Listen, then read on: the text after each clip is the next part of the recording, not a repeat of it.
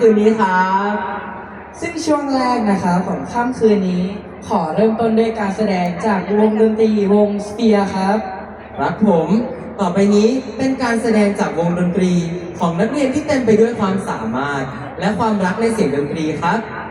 วงสเปียร์เป็นการรวมตัวของนักดนตรีรุ่นเยาว์จากนักเรียนในระดับชั้นประถมศึกษาปีที่ 6 และมัธยมศึกษาปีที่ 1 ที่มีใจรักในเสียงดนตรีเหมือนกันครับครับผมโดยสมาชิกของวงเนี่ยประกอบไปด้วยมือกีตาร์สแตมและอินดี้ครับนักร้องนำริวครับผมมือกลองกำปั้นครับมือเบสทีเจครับและมือคีย์บอร์ดจัสตินครับผมซึ่งวงสเปียร์นะครับเคยขึ้นแสดงในงานโรงเรียนมาแล้วหลายงานครับไม่ว่าจะเป็นงานมิวสิกเฟสติวัลและงานคริสต์มาสแฟร์รวมถึงยังได้มีโอกาสออกไปแสดงข้างนอกโรงเรียนอีกด้วยครับและในการประกวดดนตรีงานเล็กจร็อกวงสเฟียร์เนี่ยยังสามารถคว้ารางวัลอันดับที่ 4 มาครองสร้างความภาคภูมิใจให้กับสมาชิกของวงเนี่ยเป็นอย่างมากครับผมแล้วตอนนี้นะครับก็ถึงเวลาที่ทุกท่านจะได้สนุกไปกับเสียงดนตรีจากนักดนตรีรุ่นเยาว์กลุ่มนี้แล้วครับครับผมหากว่าทุกท่านพร้อมแล้วเนี่ยขอเสียงปรบมือดังๆให้กับวงสเฟียร์หน่อยได้ไหมครับ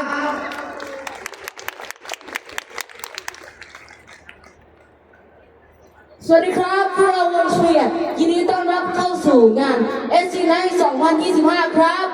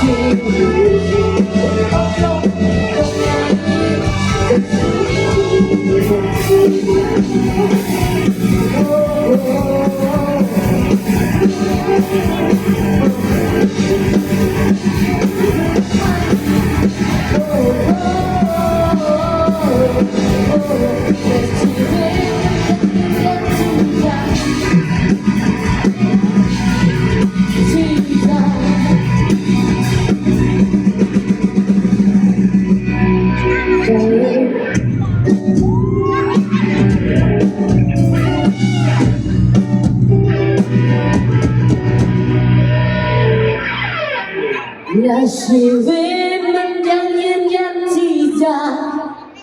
ไป